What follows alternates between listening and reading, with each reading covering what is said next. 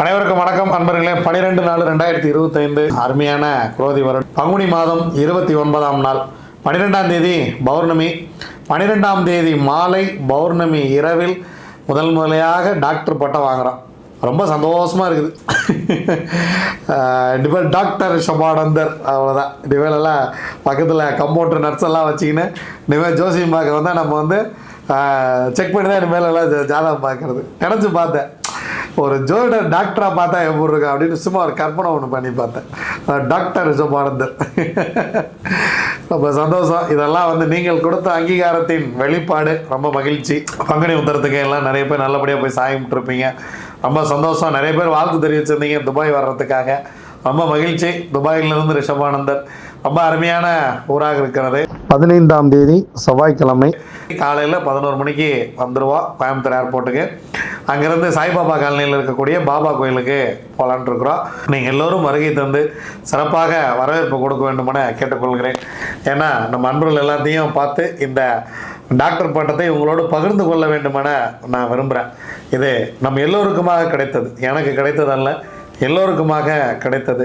இறைவன் எனக்காக எவ்வளவு உழைக்கிறான் அப்படின்னு நினச்சி பார்க்கும்போது எனக்கே மிகவும் வியப்பாக இருக்கிறது. எனக்கு தீமை செய்பவர்களுக்கெல்லாம் 1க்கு 100 மடங்கு தீமை செய்கிறான். நான் அதை இப்போ சமீப காலமாக ஒரு 15 நாளாக இதை நான் கவனிச்சுட்டே வர்றேன். நம்மளுடைய முன்னாள் ஒரு அன்பர் நம்மக்கிட்ட இருந்தவர் தான். அவர் வந்து நமக்காக நிறைய செஞ்சுருக்காரு.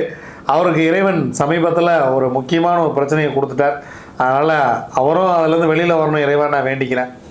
என்னை வேண்டுமென்றே சோதிப்பவர்களை இறைவன் நன்றாகவே சோதிக்கிறான். இதை நான் பார்த்து கொண்டே இருக்கிறேன். இருந்தாலும் அவங்களுக்காக நான் பிரார்த்தனை பண்ணிக்கிறேன். இறைவா, அவங்களையும் நீ நல்லா வச்சுக்க. அவங்க அறியாமையின் காரணமாக செய்கிறார்கள், அவர்களை தண்டிக்க வேண்டாம் அப்படின்னு நான் வேண்டது உண்டு. அன்பர்களே, வாங்க திதி யோகம் காரணம் 4 நட்சத்திரம் என்ன சொல்கிறது பஞ்சாங்கம் பார்ப்போம். அருமையான பௌர்ணமி தினம் சனிக்கிழமை. அதிகாலை 4:12 வரைக்கும் சதுர்தசி, அதன் பின்பு பௌர்ணமி. மாலை 6:31 வரைக்கும் அஸ்தம், அதன் பின்பு சித்திரை நட்சத்திரம். இரவு 8:05 வரைக்கும் வியாக்காதம் நாமயோகம் இருக்கிறது. வியாக்காதம் நாமயோகத்துக்கு யோகாதிபதி நட்சத்திரம் பூராடம், யோகி சுக்கிரன். அவயோக நட்சத்திரம் புனர்பூசம், அவயோகி குரு. அதன் பின்பு ஹர்சனம் நாமயோகம். யோகாதிபதி நட்சத்திரம் உத்திராடம், யோகி சூரியன்.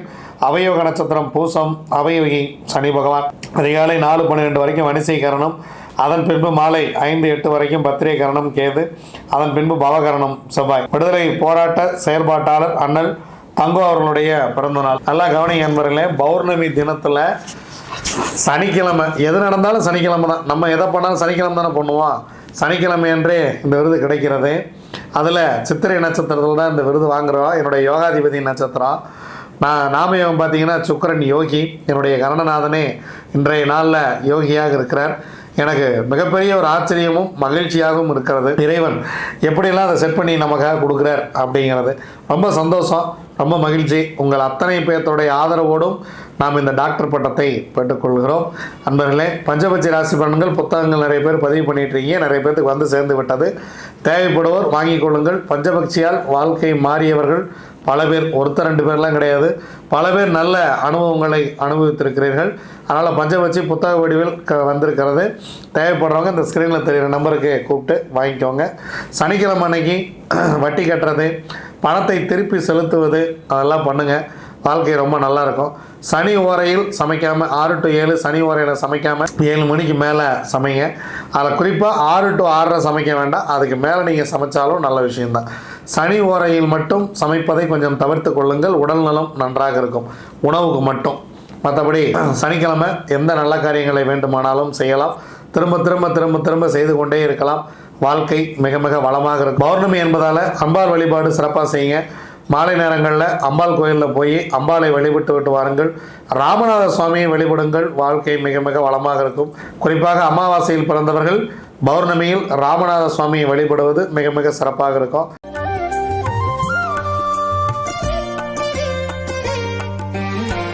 அஸ்வினி, பரணி, கார்த்திகை, ரோகிணி, மிருகசிரிசம் உங்களுடைய பட்சி வல்லூர் இன்று படுபட்சி.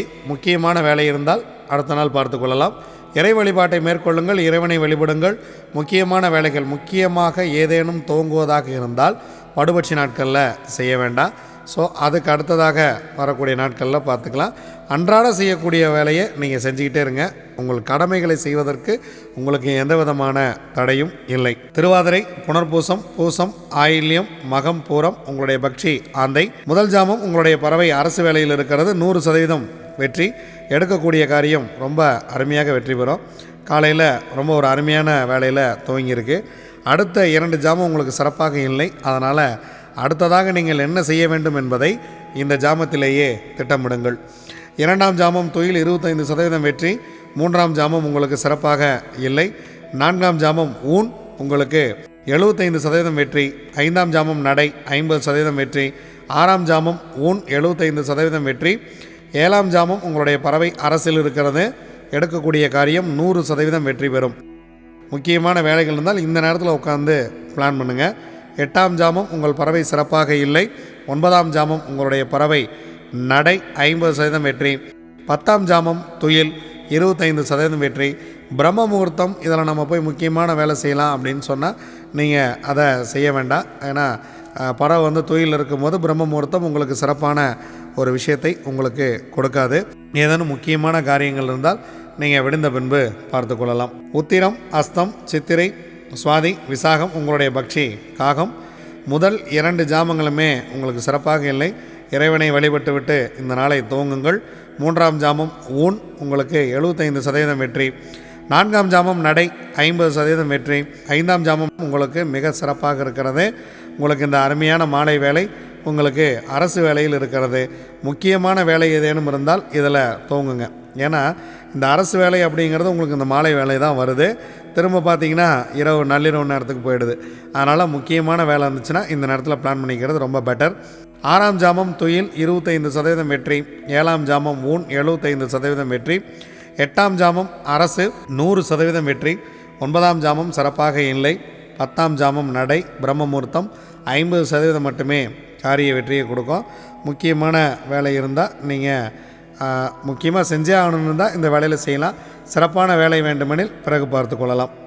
அனுஷம், கேட்டை, மூலம், பூராடம், உத்திராடம் உங்களுடைய பக்ஷி கோழி. முதல் ஜாமம் உங்கள் பறவை சிறப்பாக இல்லை. 2ஆம் ஜாமம் ஊன் 75% காரிய வெற்றி. 3ஆம் ஜாமம் நடை 50% காரிய வெற்றி. 4ஆம் ஜாமம் மிக சிறப்பாக இருக்கிறது. இந்த மதிய வேலையை பயன்படுத்தி கொள்ளுங்கள். உங்களுக்கு இறைவன் கொடுத்த பொன்னான நேரம் இது. 100% காரிய வெற்றி. 5ஆம் ஜாமம் துயில் 25% வெற்றி. 6ஆம் ஜாமம் நடை 50% காரிய வெற்றி. 7ஆம் ஜாமம் துயில் 25% வெற்றி. 8ஆம் ஜாமம் ஊன் 75% வெற்றி. 9ஆம் ஜாமம் உங்களுக்கு மிகச் சிறப்பாக இருக்கிறது. 100% காரிய வெற்றி. அரசு வேலை செய்ய இருக்கிறது. 10ஆம் ஜாமம் சிறப்பாக இல்லை. பிரம்ம முகூர்த்தத்தில் நீங்கள் ஏதாவது வேலை செய்கிற மாதிரி இருந்தால் கொஞ்சம் முன்னாடியே இந்த வேலையிலே துவங்கிடுங்க. நான் ஏர்லி மார்னிங் கிளம்பி போகணும், இல்லை இந்த நேரத்தில் நம்ம கிளம்பி போனோம், 1 மணி நேரம் முன்பாகவே நீங்கள் கிளம்பி போனாலும் பரவாயில்ல. ஆனால் நீங்கள் போகக்கூடிய காரியம் வெற்றி அடையணும், சிறப்பாக செல்லணும் அப்படிங்கிறதான் இதில் விஷயமே. திருவோணம், அவிட்டம், சதயம், பூரட்டாதி, உத்திரட்டாதி, ரேவதி உங்களுடைய பட்சி மயில். முதல் ஜாமம் ஊன் 75% காரிய வெற்றி. 2ஆம் ஜாமம் நடை 50% வெற்றி. 3ஆம் ஜாமம் சிறப்பாக இருக்கிறது. 100% காரிய வெற்றி. அதன் பிறகு வரக்கூடிய 3 ஜாமங்களுமே உங்களுக்கு சிறப்பாக இல்லை. காலையில் உங்களுக்கு 3 ஜாமம் மிக சிறப்பாகவே இருக்கிறது. அதனால் இந்த நேரத்தை பொன்னான வேலையை பயன்படுத்துங்கள். 4ஆம் ஜாமம் துயில், 5ஆம் ஜாமம் 6ஆம் ஜாமம் இரண்டுமே சிறப்பாக இல்லை. முக்கியமான வேலை இருந்தால் பிறகு பார்த்து கொள்ளலாம். 7ஆம் ஜாமம் நடை 50% காரிய வெற்றி. 8ஆம் ஜாமம் துயில் 25% வெற்றி. 9ஆம் ஜாமம் ஊன் 75% வெற்றி. 10ஆம் ஜாமம் பிரம்ம முகூர்த்தம் மிக சிறப்பாக இருக்கிறது.